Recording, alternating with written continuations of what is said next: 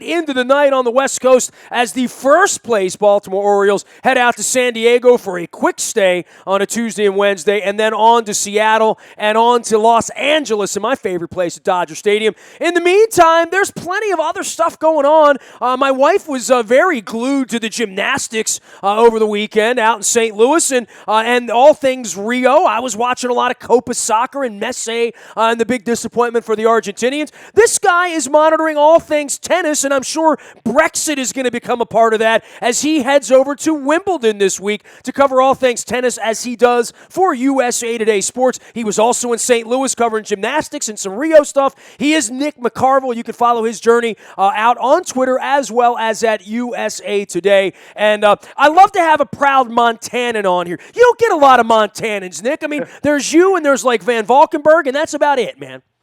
Yeah, there's very few of us, Nestor, and I think even fewer that actually make it out of the state. So I'm happy to be on. Dude, any place with no speed limit, that's my kind of place, man. I went to Montana once. I'm shocked I didn't stay. I mean, I saw the big M up on the hill, and I was out there jamming with Pearl Jam 20 years ago. And, then the weather set in, and I'm like, maybe the East Coast isn't so bad, right?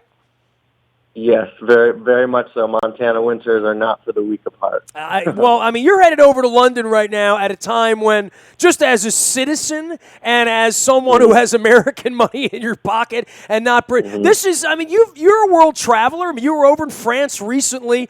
This is going to be an interesting week from a political standpoint, as well as all of the tennis going on and the Serena background and everything going on the men's side of the bracket. But the story there is going to be the country itself, right?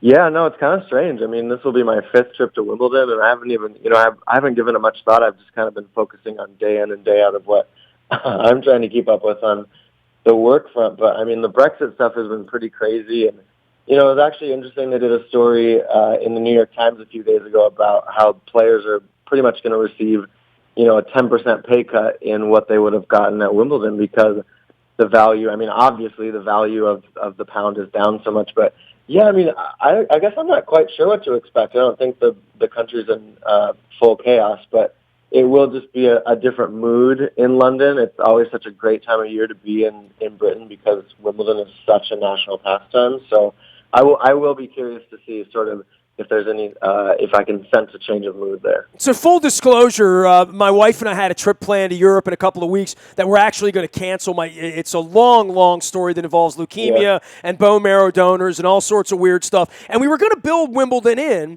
and we were going to leave earlier and try to. It's on my bucket list. I've been to the French Open. I've been to 25 Super Bowls and like all that. And I had Messi on the bucket list earlier this week to go see him play. But Wimbledon's one of those places when I was young, in my teens, and I've been to the U.S. Open. I saw Lendl playing, Graf, and all of that era back in the 80s. I still have never been to Wimbledon, and I've been to World Cups. I've been all over the world, bullfights, all sorts of crazy stuff. Make a case for me that Wimbledon is something I absolutely need to do. Oh, man. Gosh, I feel like I could try to wax poetic about Wimbledon all day, Nestor, but it's such a place that continues to modernize itself. And it still maintains that history. And I think anyone, no matter if you're a diehard tennis fan who follows the tour week in and week out like I do, or you're a casual sports fan who would much rather sit down and watch the Ravens or the Orioles or whoever than, Roger Federer play tennis, this place just oozes this sort of history. And the hill, you have to go to the hill, you have to get strawberries and cream, you have to go to center court, you have to do all of these things. And it's very British. There's a lot of queuing, which to us is just standing in lines, but they take very much pride in it, and you've got a Pimm's in your hand. And it's just also, I think, I was kind of thinking about the tennis players as we were talking about story ideas for USA Today, and it's I think, the most proud week in tennis each year, 2 weeks rather, because the tournament is that long, because the players just respect and are in awe of the place themselves. And, on social media, they're all just tweeting out these photos of how grateful they are to be back. And, it could almost be a little bit annoying, but it really is. And that's what I like to tell people too, is that it's such a modern place, and they've really kept up with the times. They have the roof over center court now. They're going to have court one with the roof in a few years, but it still feels like you're walking through the 1920s with the grass courts, and there's no blaring music. There's no flashy scoreboards. See, I would There's like no that part of it, right? I mean, the Oh, whole it's just, stodgy part, I could use some Yeah. stodgy with my sports, right? Other than golf, There you but go. there's a little bit too much rock and roll going on for me at baseball games and, crab races Yeah. and hot dog races and, just give me, like, competition. That used to be good enough, right, Nick? Yeah, I mean, I've never been to Augusta. That's on my own personal bucket list, but I would imagine it feels a little bit like that. I imagine that it really feels like this place that people go and all you're doing is the thing in front of you. And I've worked in a lot of different sort of capacities in tennis, and it's a lot now about the entertainment value and what are people and fans doing off the court? What do they get? What entertainment can we bring in? Which band? And at Wimbledon, it is the tennis. And that's it. Well, I mean, I think so many people spend money on a sporting event, and you go to a baseball game now, it's really a cocktail party. The outfield bars and all of that. There's conversation. Yep. It's sort of secondary. There's always lots of empty seats at NBA games and whatnot, and it feels like a place to see and be seen. Tennis doesn't really have that appeal because you don't talk during it, right? There's no heckling at golf or at tennis. Those are the quiet places, and there does feel to be like you spend the whole day walking around sort of in silence and giving the old golf clap or the tennis clap. The cheering part of it is part of what you pay for, kind of, sort of, right?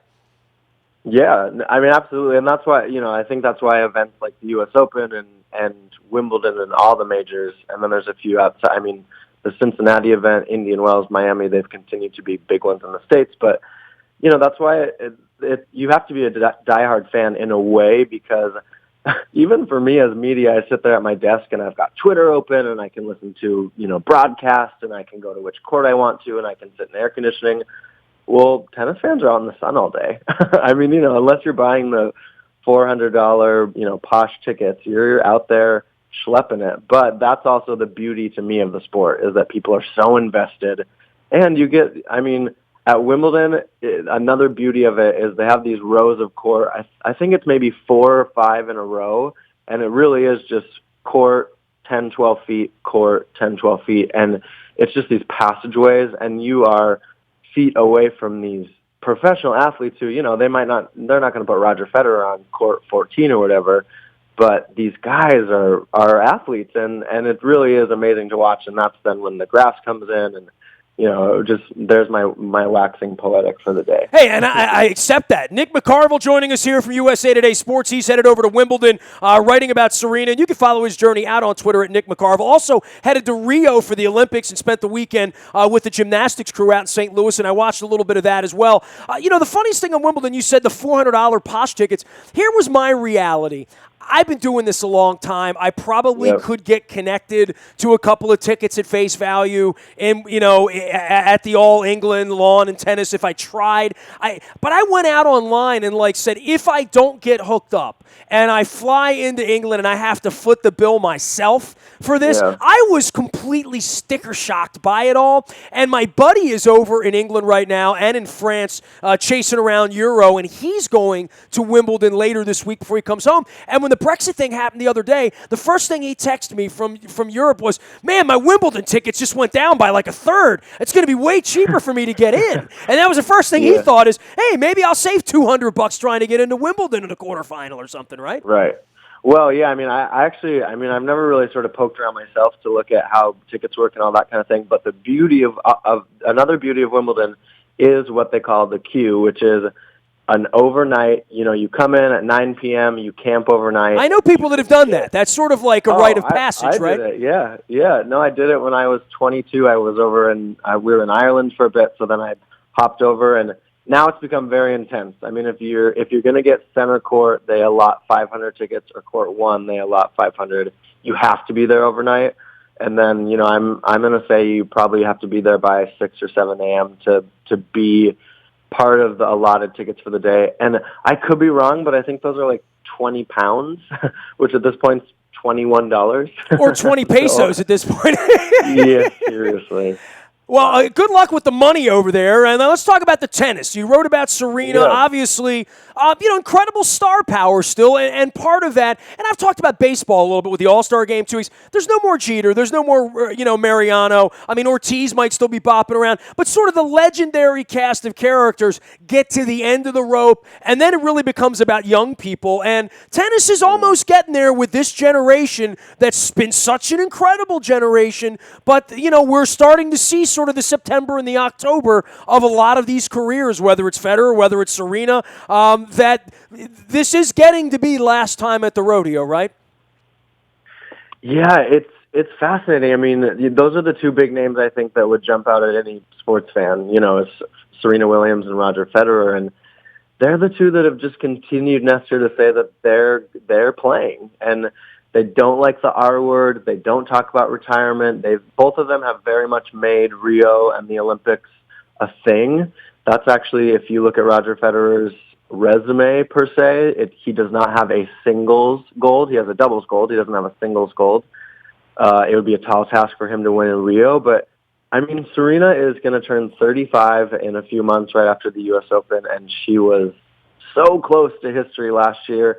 And I kind of pinch myself a little bit because I sort of grew up as a teenager and playing high school tennis myself with Roger and Serena, and they're still around, and they're the standard bearers. I think where the women's game has hurt itself or has been hurt is that a lot of Serena's rivals or adversaries hung up their rackets early, a Justine Henin or a Kim Clijsters or Capriati, who was dealt in with a shoulder injury. And so they're kind of all gone, and there hasn't really been a new crop. There's plenty of talent out there. There just hasn't been the consistent challenge.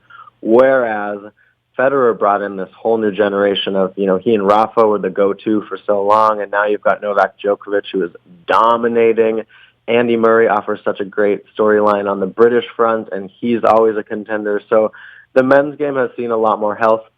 That said, when either of them do choose to walk away from the game, I think tennis is going to be soul-searching a little bit. Well, and then there's the Maria Sharapova story, and we're all following that. And I saw the Harvard little tweet come over the weekend. Yeah. I mean, sex symbol, out in the front of all of this, bringing all the attention to this, and now just sort of gone in sort of an infamy kind of way, and apparently nobody feeling real sorry for her or for anyone on the eastern side of taking these drugs that enhance their ability to perform. And I mean, baseball went through a generation of this. Obviously, everything in the biking side of things and the Tour de France and everything Lance Armstrong went through. Right. Now it's made its way to tennis, right? And she's got the Scarlet Letter in 2016.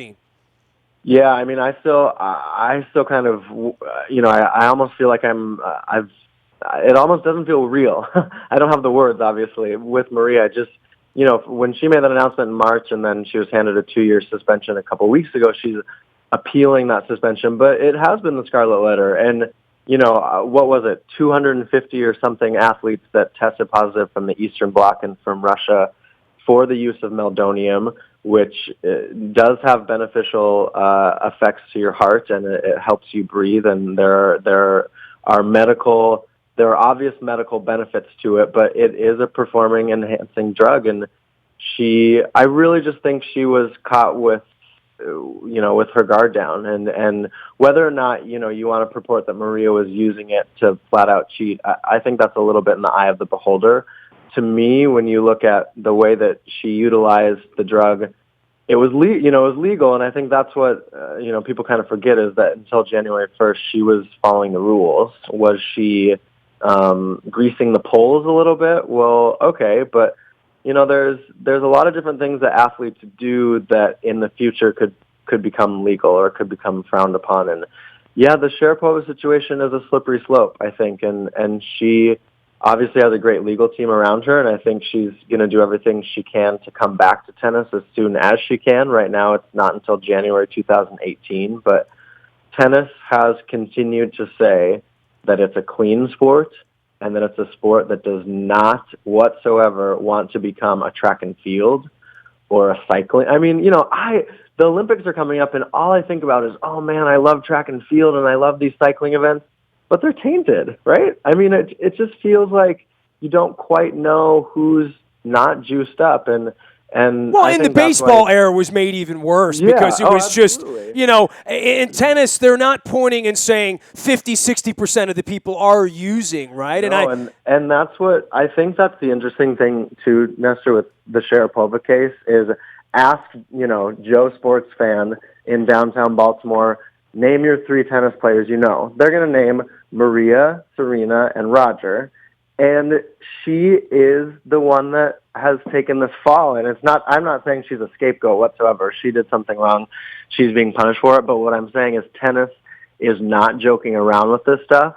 There's no backroom deals, and she's, she basically got what she deserved. If you look at the rules and how they applied the suspension, it was 2 years. She's going to appeal it, fine, but tennis does not want to become tainted whatsoever.